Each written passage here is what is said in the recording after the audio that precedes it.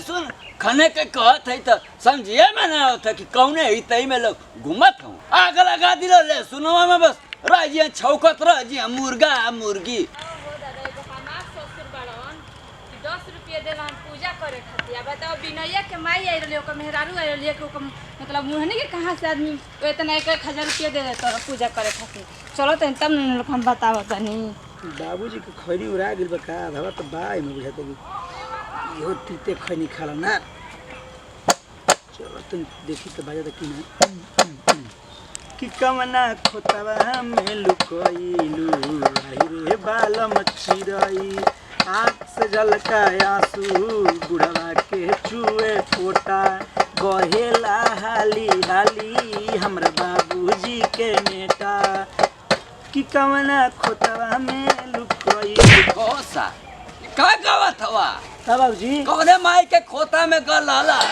कौने आँख से नेटा पेटा गावत हवा कोसा का करतनी बैठल त बने जा हम तई के निकल खाले का रे हम ना निकलनी है इजे रहला है खाले ना बाबूजी हम निकलनी है खाले रे हम ना निकलनी हो बाबूजी फाट फरगल फरिया तो खैले रे अरे बाबूजी हम तो जानतो नहीं कि इजे रहला कबे कौने के देख के गाना गावत हो रे कौने के गाना देख के आवत हो उ कल देखियो ओकर द्वार पर बाजत हुए न एहिया सुनवा सर खाने के ले सुना खाने का त इतई करत हवा आय ई करे इतई करत हवा सर एकनी गई सिचचा करे आ तू हवा त इतई करत हवा गावत हवा नकिया से पसीना अखिया से पसीना तोरे करे जवा में घुस जाए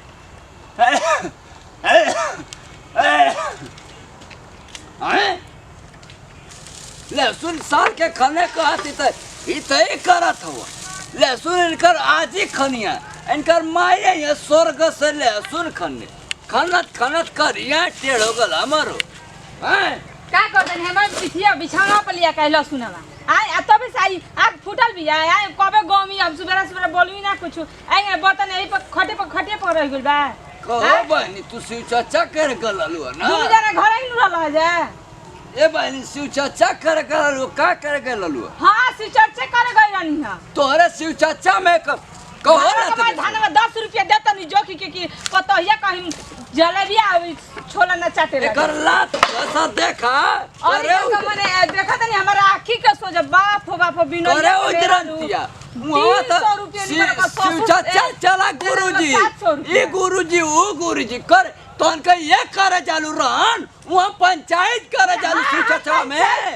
के कर खानदान उलट जाए एकर मर जाए ई कौन शिव चर्चा अरे हम पंचायत करे जानी तो काय करे गलिए वहां बाबू माई के सेवा वाली सिस्टम होता मामूली है 10 रुपया दियाला से बाबू माई के सेवा अथी करी सत्कार करी ना है थरिया के परल बैठे उठा के इने के घर में रख देला ये कौन सिस्टम रे अब इन तो गईली है तो बहुत प्यार से गईली पैसा रहली अब लहसुन यही पर लिया के रख ली है मैं बिछा ली बिछाओ ना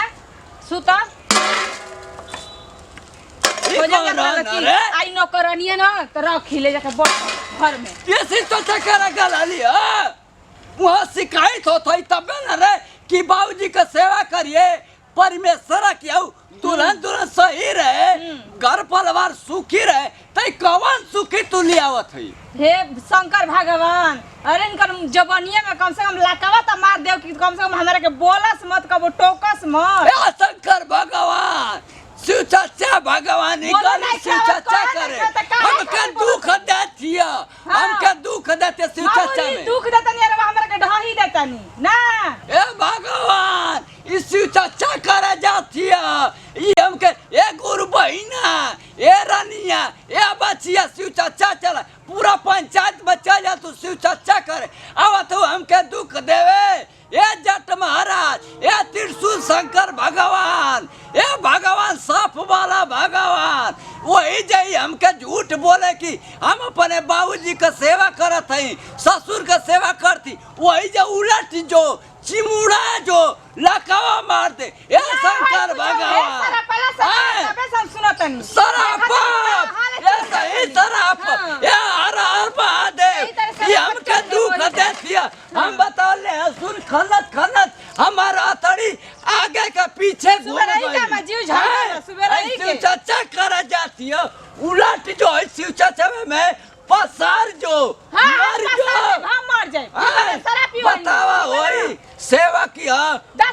का सेवा करे के। तनी 10 गो रुपया पकड़ से मैं ऐसा ही आग लग जाओ बगली में सबका रुपया धन कमाला शिव चाचा में कमाला ए मुआने उलट जो ए फुकाउनी मार जो शिव चाचा में मार दो उलट जो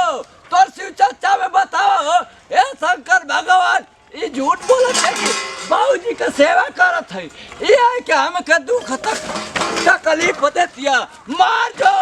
उलट जो ए भगवान हम तोर टांडो करब ए शंकर भगवान हम तोर टांडो करब मर जाओ वही शिव चाचा में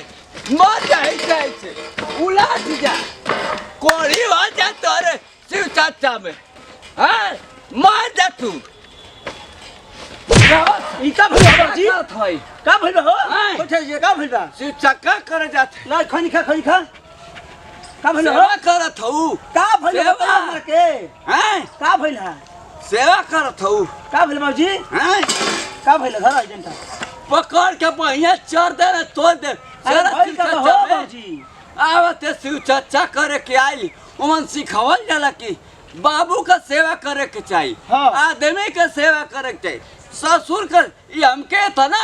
दुख देतिया कि का का भइल बतैबा हमरा के तोरा बोलन नु हम का बोलबा ओए के साथ तू चल जा का कर चली हम शिव चच्चा कराओ तो कौन खराब काम करती है निमन तो करती है सिचा आय के हमसे झगड़ा करती है पूजा पाठ में का करल जाला बाबूजी का सेवा करल जाला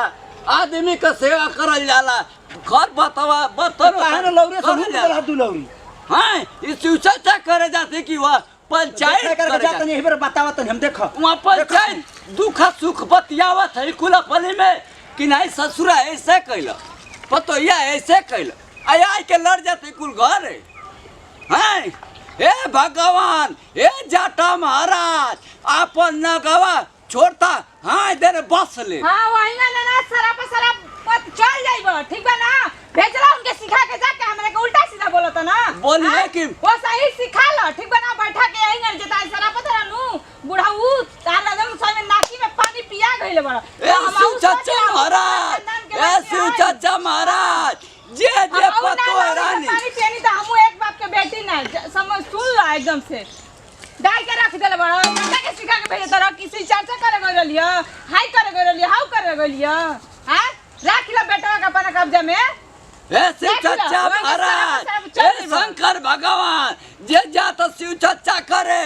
अपने घर परिवार के ना देखी आय के सताई तो उलट जाए हे शंकर भगवान हमके बुढ़ापा में सतावत है जाते शिव चच्चा करे तो वो सीख के आवत है ई कुछ शिव चच्चा करे ना जाते पंचायत करे जाते अगर शिव चच्चा सही का दिल से कुल करती तो घर में एगो